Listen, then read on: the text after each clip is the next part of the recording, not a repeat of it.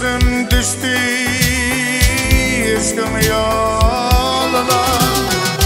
Beni afak, beni hulbet bilmeden görünmez gözüme dünyam. Esvedi yar kıyıp geldim o yaylap gülmeden, yaylap gülmeden.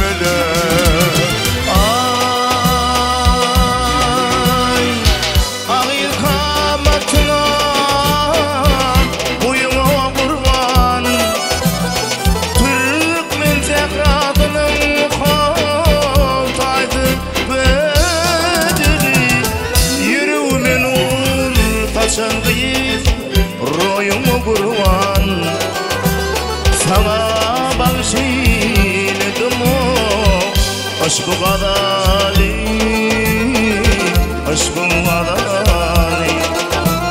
Yüreğime nur saçandı royumu kurban sana bağışladım o aşkı kadali,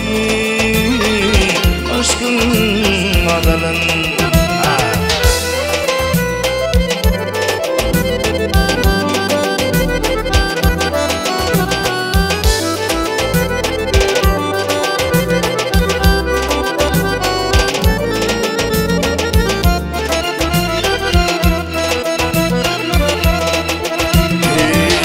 Ciğerimden gören teyvim mukamın kapıyınızda beğulun bolun görür. Yıldızlar göz kapar melek doğanla beyin tüzar didem o gül yüzün görer, gül yüzün görür. Aydın bilim yerim yandı çakana, aydın bilim bozakanı giderin. Yönü kumar yaman kol alı güdüğünü öpebilmen ötüm olmuş onu nediren, sonuna nedirin.